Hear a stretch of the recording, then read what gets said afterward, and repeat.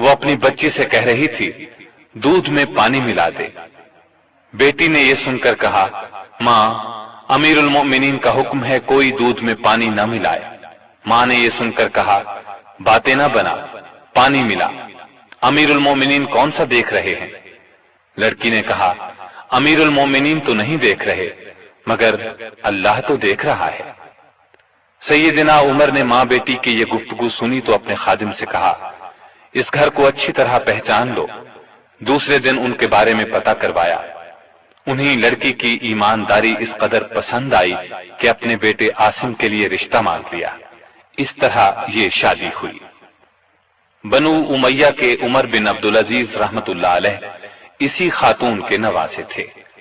انہیں عدل و انصاف، سادگی، پرہیزگاری کی وجہ سے دوسرا عمر کہا جاتا ہے۔ ان کا دور بہترین دور ہوا۔ مدینے کی ایک بے سہارا اندھی عورت کے گھر کی صفائی امیر المومنین خود کیا کرتے تھے۔ رسول اللہ صلی اللہ علیہ وسلم کے ایک صحابی سعید بن یربوک کی آخری عمر میں بینائی جاتی رہی۔ ان کے لیے ایک خادم مقرر کیا جو انہیں مسجد تک لاتا تھا۔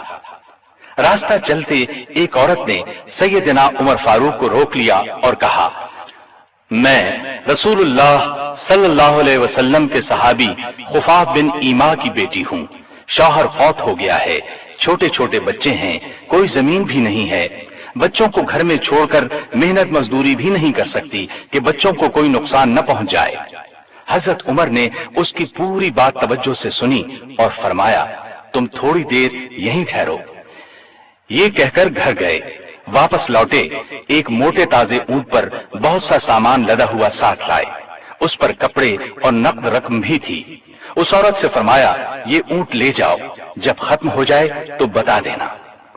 جہاد پر جانے والے مسلمانوں کے گھر والوں کا بہت خیال رکھتے تھے۔ ان کے گھروں میں جا کر ان کی عورتوں سے کہتے تمہیں بازار سے کچھ منگوانا ہو تو میں لا دیتا ہوں۔ بیوہ عورتوں کا پانی بھر دیتے۔ مجاہدین کے خط آتے تو یہ خط خود ان کے گھروں میں پہنچاتے، ان سے جواب لے کر مجاہدین کو بھجواتے۔ بیت المال سے حاجت مندوں کو دیتے۔ راستوں میں چوکیاں بنوائیں تاکہ رستے محفوظ ہو جائیں۔ شہروں میں مہمان خانے بنوائے۔ ملک میں جگہ جگہ نہریں کھدوائیں جن سے آبپاشی آسان ہو گئی۔ سڑکیں اور پل بنوائے۔ نئے شہر بسائے۔ قریباً 4000 مسجدیں تعمیر کروائیں۔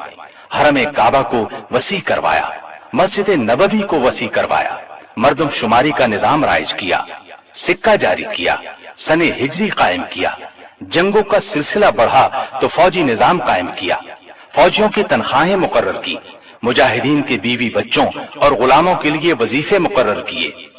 فوج کو 2 حصوں میں تقسیم کیا۔ ایک باقاعدہ فوج جو ہمیشہ محاذوں پر رہتی تھی، دوسری رضاکار فوج۔ یہ لوگ عموماً گھروں میں رہتے تھے، ضرورت پڑنے پر انہیں محاذ پر بھیجا جاتا۔ ان کی تنخواہیں باقاعدہ فوج سے کم تھیں۔ ملک میں جگہ جگہ فوجی چھاونیاں قائم کی۔ چھاونیوں کے ساتھ استبل تعمیر کروائے۔ ان میں 4-4 ہزار گھوڑے تیار رہتے تھے۔ اونٹ بھی موجود رہتے۔ فوج کے ساتھ خزانچی، طبیب، جراح، غنیمت کے مال کا حساب رکھنے والے، دوسری زبانیں جاننے والے اور دشمن کی جاسوسی کرنے والے بھی رہتے تھے۔ فوج کی تعلیم کا بھی انتظام کیا۔ فوج کو یہ ہدایات تھی کہ دشمن سے جو عہد کرو اس کو پورا کرو۔ بچوں، عورتوں، بوڑھوں اور راہبوں کو قتل نہ کرو۔ مال غنیمت میں خیانت نہ کرو۔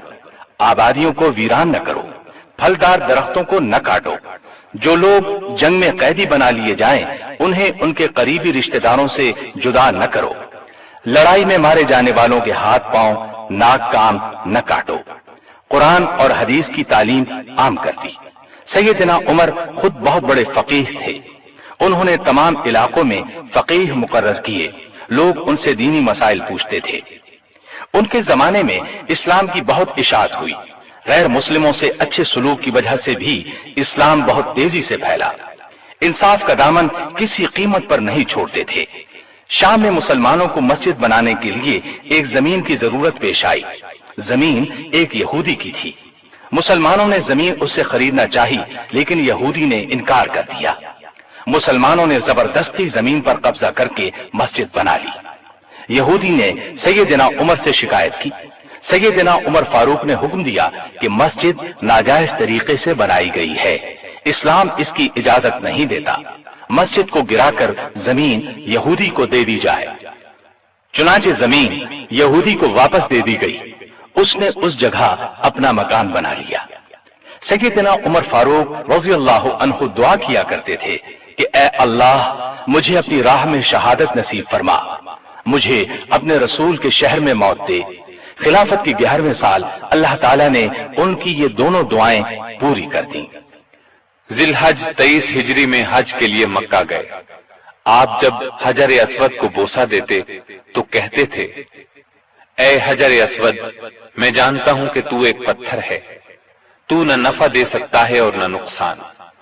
اگر میں نے رسول اللہ صلی اللہ علیہ وسلم کو تیرا بوسہ لیتے ہوئے نہ دیکھا ہوتا تو میں تیرا بوسہ نہ لیتا۔ یہ سیدنا عمر کی توحید کا کمال نمونہ ہے۔ حج سے فارغ ہو کر اس مہینے کی آخری تاریخوں میں واپس لوٹے۔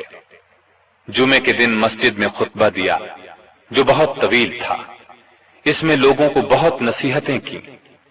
اس خطبے میں آپ نے ایک خواب کا ذکر کیا اور فرمایا، میں سمجھتا ہوں میری موت کا وقت آ پہنچا ہے۔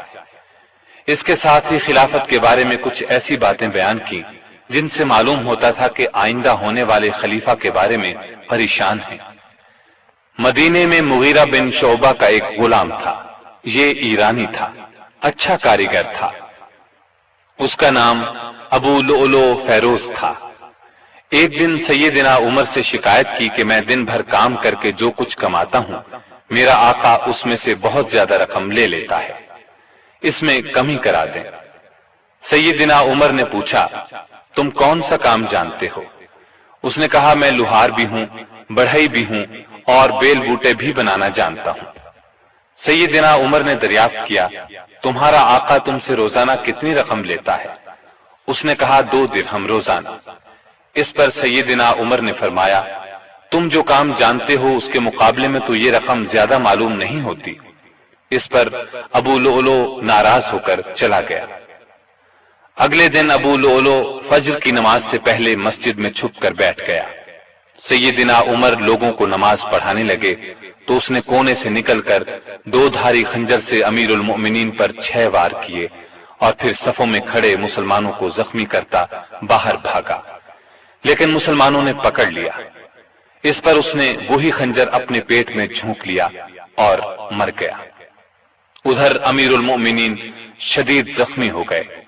انہوں نے عبد الرحمن بن عوف رضی اللہ عنہ کا ہاتھ پکڑ کر اپنی جگہ کھڑا کر دیا، خود زمین پر گر پڑے۔ لوگوں نے نماز سے فارغ ہو کر دیکھا، جن مسلمانوں کو ابو لؤلؤ نے زخمی کیا تھا ان میں سے 7 دم توڑ چکے تھے، باقی بہت زیادہ زخمی نہیں ہوئے تھے۔ البتہ سیدنا عمر کی حالت نازک تھی۔ ایسے میں انہوں نے عبداللہ بن عباس سے پوچھا، مجھے کس نے مارا ہے؟ انہوں نے بتایا، مغیرہ بن شعبہ کے غلام ابو لؤلؤ نے۔ یہ سن کر فرمایا، اللہ کا شکر ہے، میری موت کسی ایسے شخص کے ہاتھ سے نہیں ہوئی جو اسلام کا دعویٰ کرتا ہو۔ لوگ انہیں اٹھا کر گھر لائے، دودھ پلایا گیا تو وہ زخموں کے راستے باہر آ گیا۔ اب سب کو یقین ہو گیا کہ امیر المؤمنین کا آخری وقت آ پہنچا ہے۔